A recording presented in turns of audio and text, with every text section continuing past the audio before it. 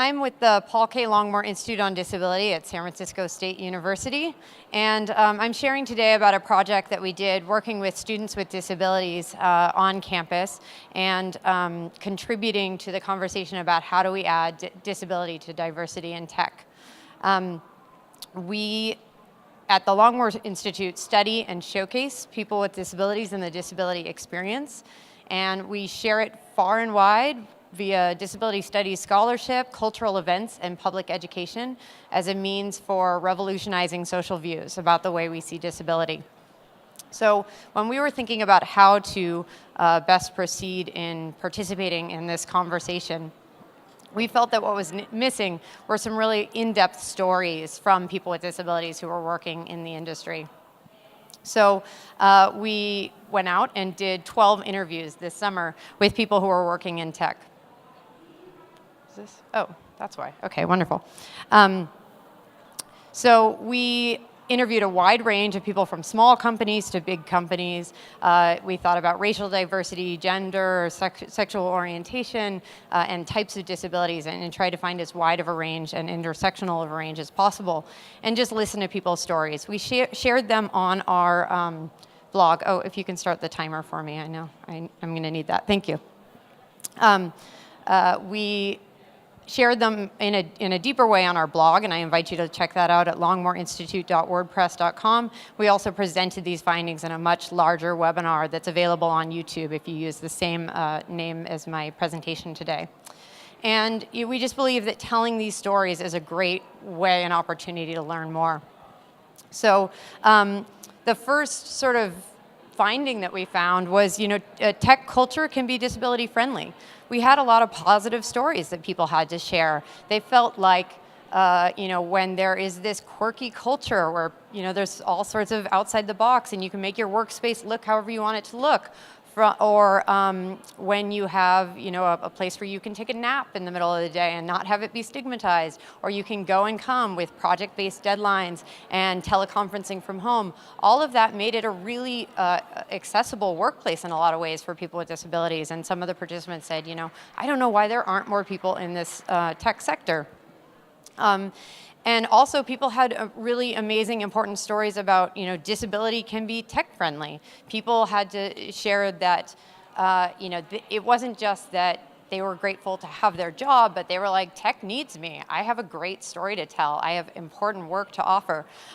When you navigate an inaccessible and discriminatory society every day, there's perspective that comes out of that. There's creativity and outside the box thinking that people were using and bringing to their teams. And that's not just to developing access software and assistive technology devices, that's to all sectors of tech. So, there was a lot of good stuff happening when you combine disability and tech. There were some positives. But of course, there were also a lot of struggles that people were having. And these ranged from, really severe stories of discrimination. One of the interviews that we did was entirely anonymous because she was so concerned that this story would continue to haunt her. And also just a lot of small examples of feeling isolated or marginalized. So in the interest of time, I'm just going to share a few of these today. And there's a lot of things that people share that were kind of like the things people with disabilities experience in all employment sectors, because there's a lot of discrimination everywhere, unfortunately. But thinking specifically about ways that tech culture was often not that disability friendly. So one example was like team bonding that doesn't plan for disability. And that's not just like the let's all go kite surfing, but also things like, let's all go out to dinner and not planning for, the fact that we're all going to go, let's go, and everybody else goes out the main staircase and leaves, the disabled wheelchair rider to leave a side entrance in order to do this fun bonding activity. Another point that came up was sort of isolating people with disabilities in access work. Access work it's really important for people with disabilities to be, in the leadership and that work when you're using these devices every day. But also there's a lot of other places that will benefit from hiring workers with disabilities. The cost of living in surrounding areas is often too high to afford support service professionals. So the person with a disability can afford to live in the area, but they can't afford to hire personal care assistants or interpreters because they're living far, far outside the area. And then lastly, and this is why I have a unicorn on this slide, the quote says, "Death by 1,000 cuts," and that comes from queer theory on microaggressions. But there were so many examples of just the small, slight ways that people with disabilities working in tech were experiencing marginalization. One of our interviewees even had a unicorn horn attached to her motorized scooter, and she says, "As a woman and a disabled person in tech, I'm constantly marginalized, so I might as well kind of embrace that and claim that." But there were so many examples of completely inappropriate questions that people were being asked, and these small ways that people were being made to feel like they were different and not part of the team. And the work that people with disabilities are doing to educate employers and coworkers is often unacknowledged or unpaid. So that ranged from organizing disability panels to actually doing the work of, like, you're building a new building, well, your doorways need to be this wide, or an accessible entrance needs to be here. And very often that was not part of their position description. It was falling upon them as the person with a disability, and the employers were kind of acting like, well, of course, this is for you, we're doing this for you, rather than, no, you're helping us in a way that's bigger and helping everyone, the future of the company. So shifting to solutions and some of the concrete examples that came out of these stories, Ebony Freeman, who's an associate account strategist intern at Google, and she's seen here, she's a Black woman, her disability is invisible. "I'd love it if we didn't even start talking about disability. We just talk about accommodations, because every single person has different tools that would make them 100% more spectacular at their job. And with these tools, resources and open communication that can make it better for everyone to work well together and individually." So some best practices in hiring. Let all your interviewees know about access. So disabled interviewees don't even have to access it. A lot of people shared stories of concealing their disability, being too afraid because of past experiences they'd had to disclose at the start of an interview process that they had a disability. And they should have that right. So, place your access info on your website and make it available to any person who's coming for a job. You just send that information so they don't have to ask in advance.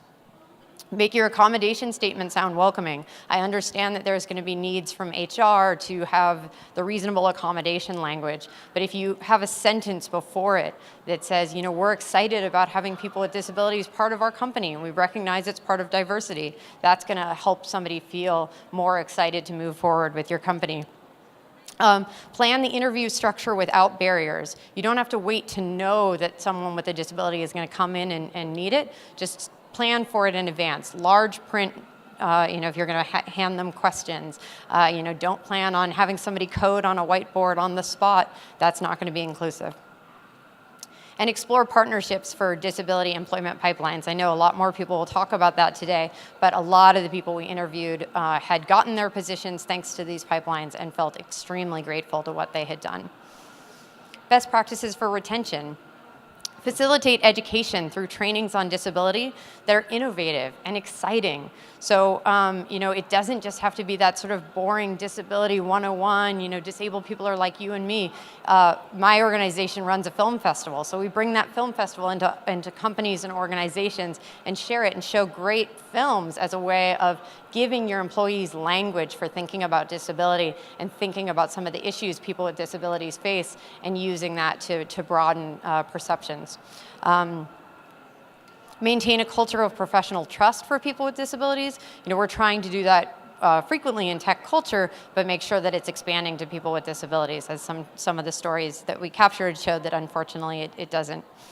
And accommodations are not one size fits all. You may do that work to figure out how to help your first, disabled employee, but you're going to have to do it all over again for the next person, even if they have that exact same disability. And also acknowledge that the needs of that employee with a disability will change and evolve over time. And then best practices for development. Allow your employees to take the conversation past Disability 101. Some of the people we spoke with said, yeah, I've been on these panels and I'm encouraged to talk about my disability, but I have more. I want to talk about the future of the company. I want to talk about that next level. And they had more to give, but they weren't being asked. Understand the glass elevator and provide support for employees navigating these challenges. Many people with disabilities who use personal care assistance find themselves in a trap where if they're offered a salary increase, they're going to lose their benefits from the government that give them access to personal care assistance. But the salary increase isn't big enough that they could then take on those expenses and pay out of pocket. So they find themselves trapped. Now that's just one example of some of the stuff that people with disabilities are navigating outside of their work life, and it's impossible to not have it also enter the work life. So understanding and supporting in a more holistic way what some of the issues are people with disabilities are in your company are dealing with. So here's a quote from Tiffany Yu, founder of Diversibility. She's seen here, she's an Asian American woman, she's sitting at a computer, and her disability is non-apparent in this photograph. And this really resonates with so many of the quotes that have already been said. When you're at a space you feel you belong, you feel empowered to be a part of the company's success. But when you're on an island, it's hard to succeed.